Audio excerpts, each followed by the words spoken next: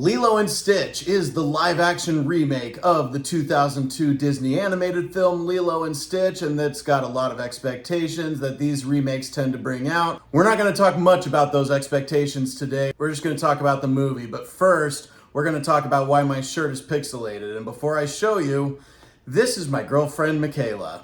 And this is our baby. That's right, I'm gonna be a dad by the end of this year. That's the big announcement we've been teasing on our page. Now let's talk about the movie. Welcome back to Movie Health Community, the internet's #1 source of health warnings at the movies.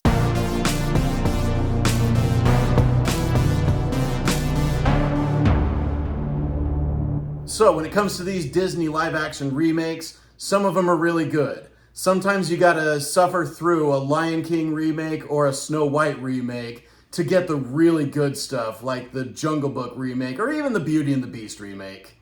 With the Jungle Book remake still being the only one so far that is superior to its original. But people who come to Movie Health Community come with one question mainly. Is this movie safe for photosensitive audiences? The answer when it comes to the remake of Lilo and Stitch is that almost all of it is. There are a couple of scenes of this movie that are not entirely photosensitivity friendly, and those are these scenes from the original. There's laser fire in this one, and there's rapid fire dancing in this one. There's also an effect in one scene where somebody does the thing that every single one of us who has played Portal or Portal 2 has done. It happens at full speed for a few seconds. Almost the entire runtime of this movie, safe for photosensitive audiences. So for flashing lights, we are going to give Lilo and Stitch from 2025 a 3 out of 10. In terms of motion, this movie was way tamer than I thought it was gonna be. We have a couple of surfing sequences where there are very brief shots where the camera might be floating on the water. And we have a brief scene taking place at extreme heights on a mountain.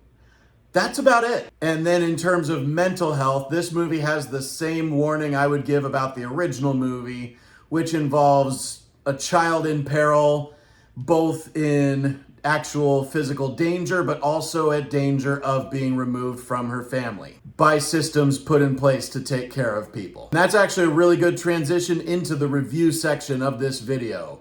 Is this movie any good? If you're looking for huge innovations and big changes in your Disney remakes, this is not the remake you're gonna get that in. This movie did a really good job following both the plot and the spirit of the original movie. The loving embrace of Hawaiian culture and landscape. It seems like they dialed back a little bit on the Elvis stuff, but not enough that it becomes a problem. There is one major character from the original movie that was removed, and their absence was not exactly noticed, which is amazing because the original had such an interesting slate of characters. But the approach that this movie takes and the changes that it does make, they never forget the themes of the original movie and the spirit of the original movie. If I were to complain about one thing about the original Lilo and Stitch, it would be that we don't see enough of the pressure that Lilo's older sister is under.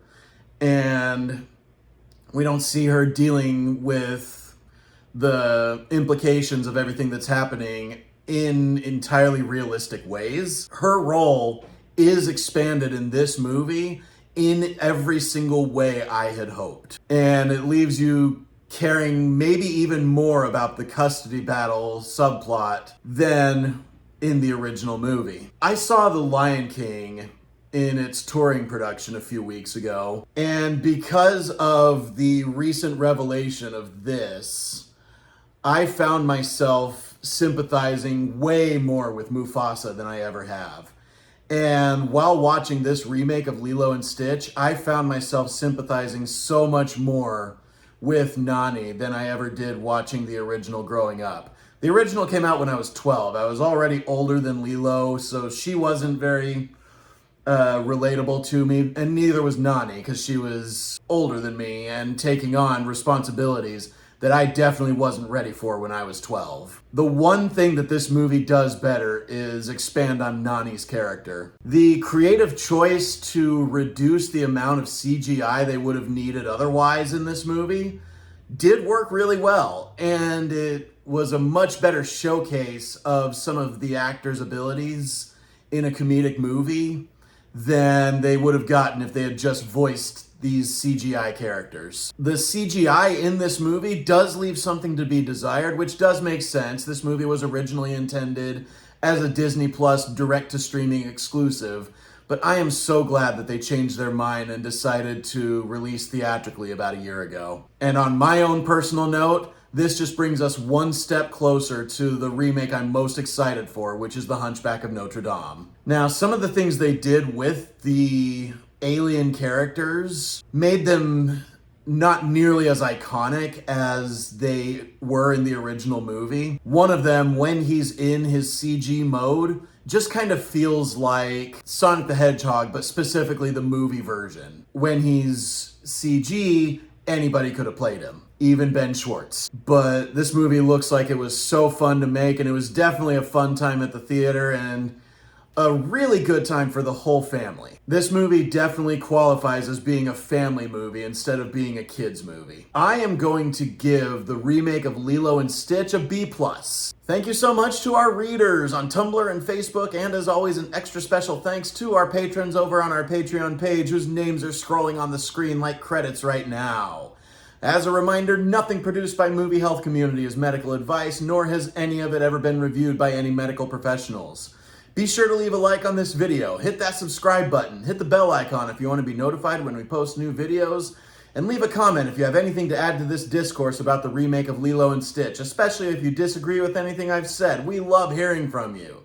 And as always, stay safe at the movies.